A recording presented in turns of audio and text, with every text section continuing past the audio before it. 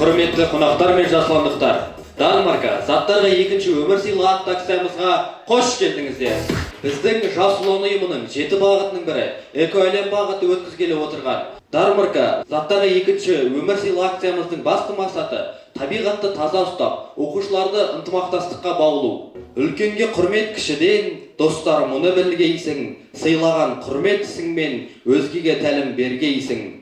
Ортамызда отырған құрметті қонақтарымызбен таныс болсақ. Айжан Болатқызы, ардагер ұстаз, аудандық ардагерлерінің алқасының мүшесі. Айғаным Рымбекқызы, аудандық білім бөлімінің әдіскері. Мадина Нұрғазықызы, аудандық білім бөлімінің қызметкері.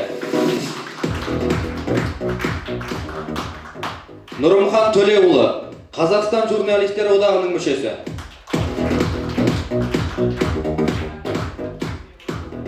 Келесі сөзге келген қонақтарымызға берсек. Ұжымға рахмет айтамын. Ұжымның басшысына рахмет айтамын. Осы қолдап қоштап отырған білім бөліміне рахмет. Еңбектеріңіз жансыз, ұстаздар. Мына балаларыңыз сіздерді жадыратып, жайнатып, жарқыратсын. Мені қазір Айғаны маған айтып отыр. Облысқа баратын оқушы, облысқа 18-інде қатысатын оқушы дейді. Бұл сіздердің еңбектеріңіз. Еңбектеріңіз жансын. Кішкентай ғана көзге көрінбейтін дүниелеріңіз үлкен дүниеге айналсын. Қош келдіңіздер, барлықтарыңызға рахмет. Және де келген қонақтарымызға да рахмет. Бізді өстіп қолдап келіп жатқан. Енді біз бұл жерде сіздерді шақырып, кішкене өзіміздің жұмысымызды көрсетіп, біздің барлығымыз оқушылардың осы жердегі еңбектерін бағаласын, көрсін деп біраз қонақтарды шақырамыз.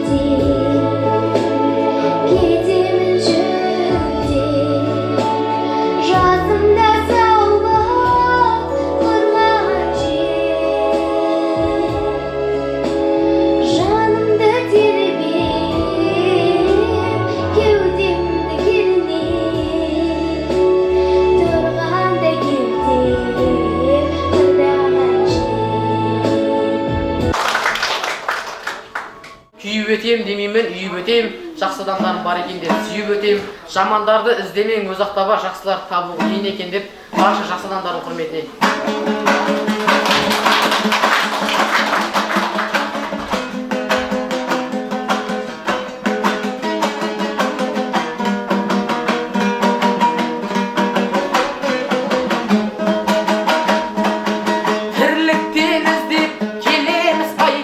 қол созамыз көбінеге біз айға, күш табатындай, құс қанатындай. Мейірім қайда, мейірім қайда, береке дейтін базарым қайда, иман мен дәстүр ғажабым қайда, әр қазақ менен жалғызым дейтін қазағым қайда, қазағым қайда. Екінші, өмір сыйлап, қолдан жасаған көрмесін, және де үйде қажетке жарамай, өзгеге пайдасын тигізе алатын заттар көрмесін тамашалаңыздар. Қонақтар өз бағаларын берсе, көрмеге қойылған жұмыстарының үздіктеріне жасаған аздаған сыйлықтарымыз бар екенін ескертеміз. Көрмені тамашалап болған соң, сіздерді залда марапаттау рәсімінде күтеміз. Бауыржан Момышұлының орта мектебінің оқушысы Төлепберген Назым қызы. Бұл жерде жеке кішкене мәлімет беретін болсам, өте қазақи түрде нақышталған ақжайлау бейнеленген, үлкен қазақ үйде қазақтың ұлттық нақышына келтірілген ою өрнектеліп, іші әрленіп безендірілген, қазақи салт дәстүрінің астарымен қамтамасыз етілген. Қазіргі таңда бұны материалдан самаурын жасадым. Бұл самаурынға мен сыртын оюлармен әрлеп, оған мына жеріне фетр матасын жабыстырып, оның шоғын шығаратын затын жасадым. Мен бұны пластикалық ыдыстан, қасықтан жасадым. Яғни мен оны жаңағы жылтырауықтармен безендіріп, үстіне жаңағы бантиктерді тағып қойдым. Бұл ферманы мен өзіміздің жейтін чипсыйдың сыртынан және шимен және анама сыйлаған гүлді байлайтын матадан жасадым. Ал бұл басындағы мен еңбекке қолданатын фетрмен және ыстық клеймен жасадым. Бұл макетті мен Қазақстан Республикасының елтаңбасының элементтерін қамтиды. Макетте Қазақстанның рәміздері бейнеленген. Олар көл, қыран, ұлттық ою өрнек және карта. Қолданылған материалдар: жарық шамдар қойдым, жылтыр қағаз, мата, картон, желім таяқшалар қойдым. Мен қалдық заттарға екінші өмір сыйладым.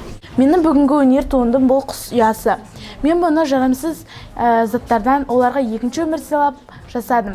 Айта кетерлікте болса, мұнда мен тұрмыста қолданылатын жіпше, торба яғни түтікше, газон астына тақтай және де безендіру үшін тағда басқа көптеген заттарды қолдандым. Бүгін мінекей балалар жасөспірімдер орталығына келіп отырмыз. Керемет дүние көріп, балалардың еңбегін көріп, осыларды осыншай қолдарынан шыққанына таң қалып, қызықтап, рахметімізді айтып, балалардың осындай еңбектері жана берсін. Осы ұжымның еңбегі, ұстаздардың еңбегі арта берсін дегім келеді.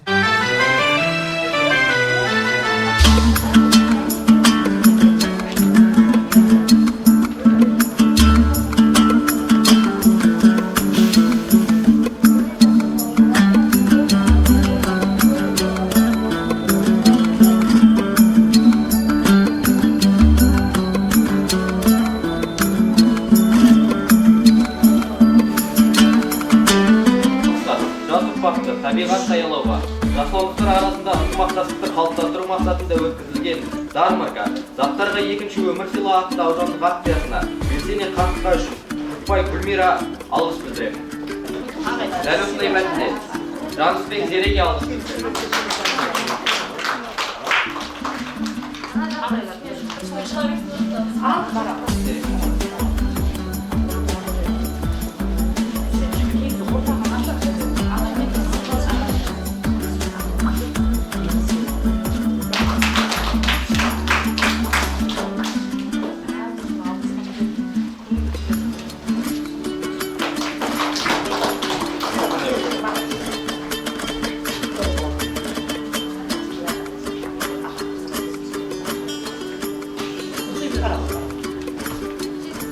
Өсер бұл Айбатша.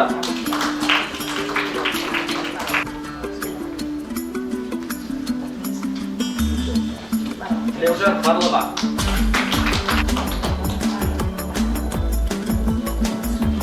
Байков Даниил. Даниил.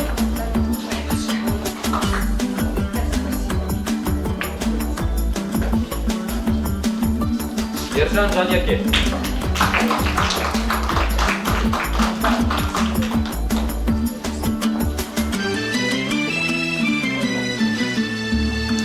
Айгүлжан Інжу.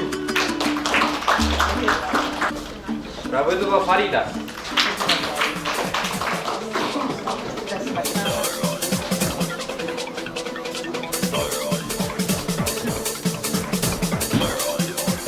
Бербек Сырай.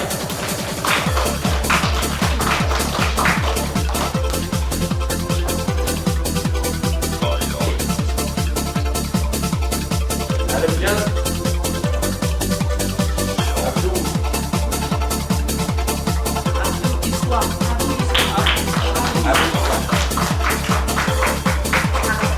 Ахмет Нұрсұлан.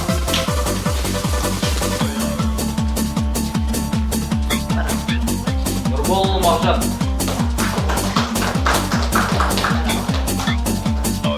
Мейрамхан Нұрдана.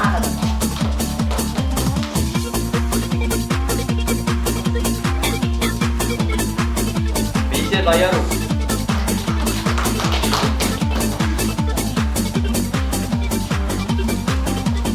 Айнапыл Айша.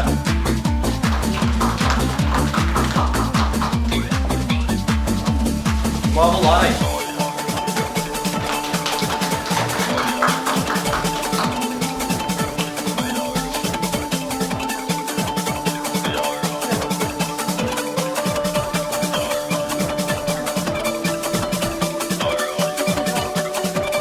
Несіпбай Атыл.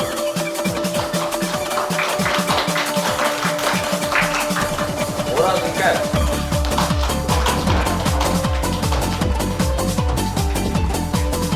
Төлен Мұнайқұл. Серік Аяла.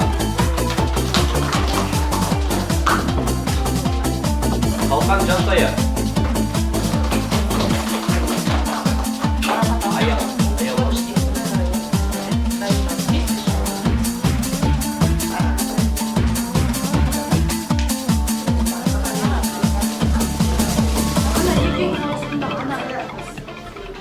Бүгін біздің орталығымызда аудандық ярмарка өтуде, яғни бұл біз адамдарға екінші өмір сыйлау.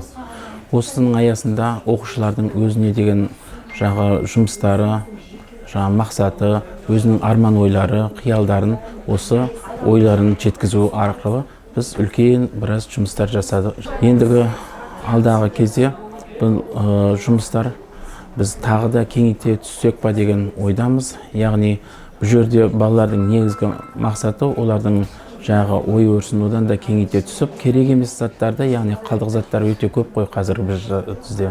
Сол заттарды қайтадан өңдеп, басқа жақсы бір заттар жинап шығу.